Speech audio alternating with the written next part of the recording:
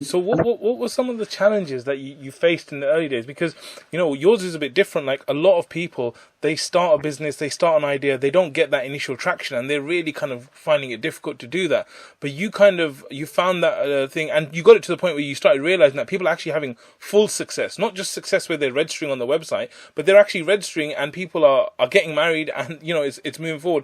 But what are the challenges you faced, even though you had that early traction? No, you know what? Maybe I'm glossing over a lot of the challenges. That it was challenging, massively challenging.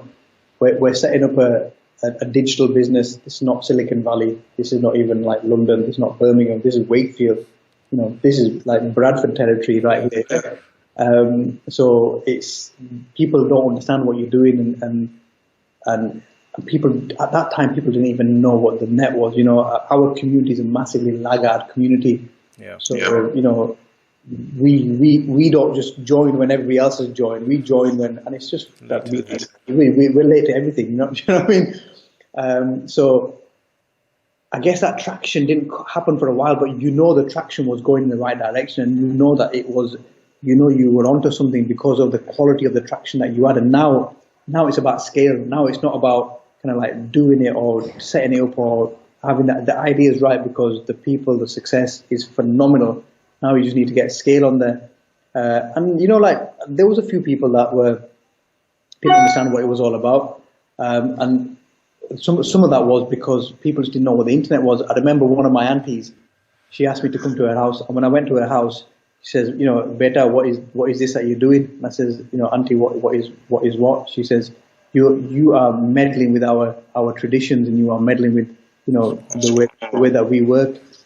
And she literally just marched me out of her house. She says, "Do not do this. What are you doing?" She didn't even know what we were doing. She had no. You could clearly tell she had no idea. But she says, "I've heard this and I've heard that." And after about 6 months, she asked me to come back to her house again. And I thought, last time Auntie marched me out. This time Auntie's gonna beat me up. She's gonna just lock me in the basement or something. Anyway, I went to her house and she was like, "Beta, how are you? Have you had tea? Bring him a cup of tea. Bring him some juice. Bring him some water. Bring him some biscuits. Cut him some fruit." And I'm like, whoa, proper VIP treatment. And she's like, "Okay, how old are you now? Are you at college? Are you at school?" I'm like, "Okay." Auntie's showing interest in me. Like, first time in my life, Auntie's like, I exist in her world, And she says, "Look, I need your help with something." I said, "Okay." She says, your brother, my cousin, like, she's a community auntie, says, your brother needs to get married, and we're desperate to get him married, and we can't get him married off anywhere because we can't find anybody suitable. And I heard about your website, and I'd like you to help me. And I thought, okay, wow, auntie's after something. That's why she's been so nice. And I spoke to her about it, and I said, and she was like, she says, "We need you to use that machine of yours to find a wife." To make a wife. Use the machine to make a wife. Yeah, please. Can I use the machine as well? But because Uncle used to work at a factory, so Uncle goes to work, and there's machines in this factory. So she's like, "Can we use your machine?" And I was like, "Okay." But we got him registered, and he is nice guy, man. It was very, very simple, and not that. He's nice. He's nice and simple chap, and he didn't want for much, and he was ready. That's the key. The key is that you've got to be ready. It's not none of this, "Oh, well, about this and about that and about the other." If you're ready and you're prepared and you want to sacrifice and you're ready to take on a challenge, then I believe anybody can get married, and it's not going to take long whatsoever.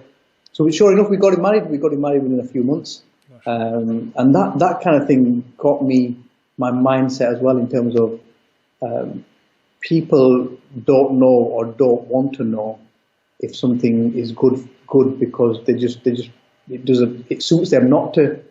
But when they need it, that's when everything is, like we said, necessity is the mother of all action, not just for me, but for everybody. And that I can't tell you how many times that repeated itself. We've had so many stories of people who've actually been widowed and kind of like, later on in their life been divorced, sadly. And they've learned how to use the internet. They've learned how to use computers because they've heard about Single Muslim, and they've heard that there's this website that can help them get married.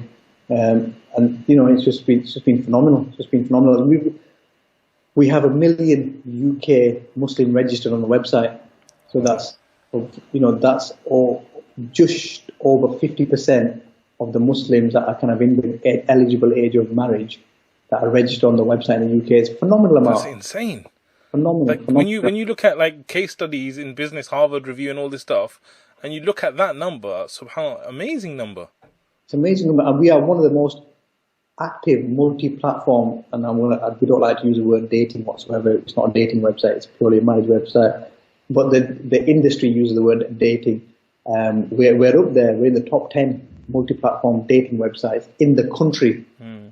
Talking about mainstream, so that shows the technology, that shows the team, that shows our kind of like bandwidth capabilities. That shows how good the technology is as well. Because just because we're a